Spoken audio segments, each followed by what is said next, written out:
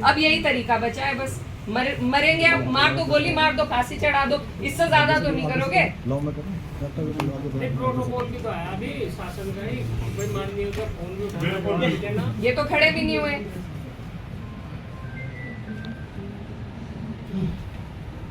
Protocol का पालन, protocol कहाँ, ये इंसानियत का ही पालन कर ले। प्रोटोकॉल तो गई बहुत दूर, कानून का ही कर ले यहाँ।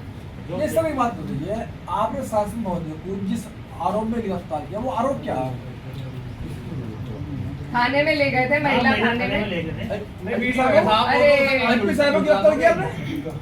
कितना झूठ बोलेंगे, कुछ तो शर्म कीजिए। बताओ, ले गए थे थाने में, लेके गए थे। इनको बता दो, इनको अवगत करा दो, अपनी इनसे पूछ लो। गिरफ्तार किया उसके बाद आप सरसाओगे इन्हें, पीछे पीछे गाड़ी थी, गिरफ्तारी क्यों ले गए थे? गिरफ्तारी नहीं थी तो थाने में क्यों ले गए थे? तो उसे हम गिरफ्तार हम नहीं जा रहे, इस मुगालते में मत रहिए। वो आपकी बात सही है, लेकिन ये कि अगर आप यहाँ से निकल जाएंगे, हम पीछे चल रहे हैं तो हम आपको गिरफ्तार कर तो रहे फिर पीछा कर रहे हैं। आपके पास और कोई बेहतर काम नहीं है? जिले में अपराध नहीं हो रहे जो आपको खोलने हैं, या मेरा ही पीछा? कौन पीछा? मेरी स्टॉकिंग आपकी जिम्मेदारी बन गई है क्या?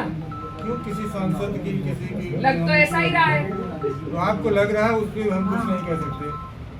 मत कहिए फिर, गिरफ्तार झूठ भी मत कहिए फिर। हाँ, आपको गिरफ्तार झूठ मत कहिए, गिरफ्तार किया, झूठ मत कहिए। गिरफ्तार तो किया आपने, क्या अरे भीड़ से अलग करके अब आप किनारे करके कोई चीज ले जाइए तो उसे हम कह रहे हैं नहीं गिरफ्तार किया गया, तो आप चलिए। आपकी क्यों माने, आपकी क्यों माने? ठीक आप है, बिल्कुल बताएं। मत मानिए, मेरी मत मानिए, लेकिन अगर गिरफ्तार किया होता तो आप जाती, फिर सरसावा की तरफ जाती क्या? हाँ, जाती। आप रोक के दिखाओ ना, आप रोक के दिखा दो। जिस बात आप रोक के दिखा मैडम, दो। आप जिस चीज को गिरफ्तारी करें, मैं केवल उसका जवाबदार हूँ। गिरफ्तारी तो आप अगर अब आपको कर लो ना, गिरफ्तार कर आप देगा अब तो कर उसमें लो। कुछ कहीं पर ये भैया आपने गिरफ्तार किया, उनके 7 लोग थे, उन्हें गिरफ्तार कर तुम जेल में दिए। चीजों को अलग करिए। आ जाओ वकील साहब, आ जाओ। और रणधीर, क्या मानिए, और बोलो साहब। ए बाबू रणधीर, आगे आ जाओ, आगे आगे की गिरफ्तारी महिला थाने में की गई, आप मैडम ने की है, और वो आ जाओ। वकील साहब आगे आ जाओ। तो ये सरासर तानाशाही थी कि उन्हीं लोगों को जो अपनी गुहार लगाने आए, उन्हीं को आपने जेल में बिठा दिया। अगर आज पीड़ित की भी नहीं सुनी जाएगी तो सुनेगा किसकी है प्रशासन? और ये यहाँ की जो कानून व्यवस्था है उस पर एक बड़ा प्रश्न चिन्ह खड़ा होता है। जो सरकार बार बार कानून व्यवस्था की दुहाई देती है, आज ये कानून व्यवस्था उनके सामने है।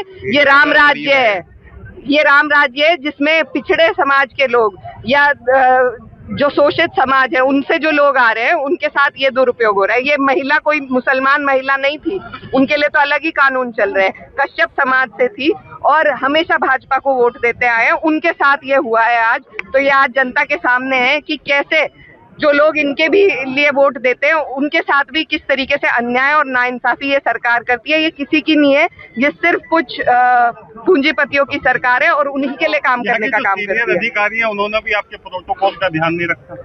जी देखिए, मुझे अपनी पीड़ा नहीं है, मुझे उस माँ की पीड़ा है जिसके बच्चे की बेरहमी से हत्या हुई है और उसके बावजूद उसको इतना बेइज्जत किया गया कि वो रोती हुई दफ्तर से बाहर निकली है। मुझे अपनी पीड़ा नहीं है। हमारे साथ तो ये प्रोटोकॉल कभी निभाते ही नहीं है। हम विपक्ष के लोग हैं, हमें तो संघर्ष का आदत है।